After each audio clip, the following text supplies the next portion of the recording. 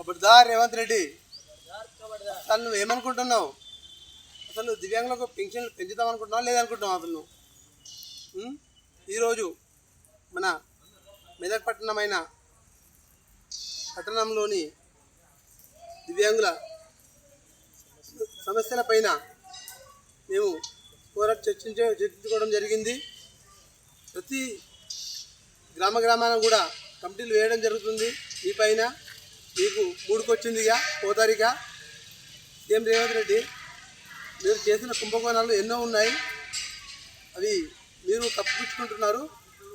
మీరు పెన్షన్స్ 6,000 రూపాయలు వేస్తారా వేయరా? ఇప్పటికి సంవత్సరం అవుతుంది.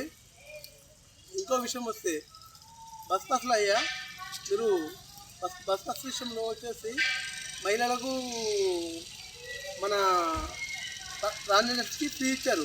దివ్యాంగులకు కనిపిస్తలేమా? మేము అసలు రాష్ట్రంలో లేమా?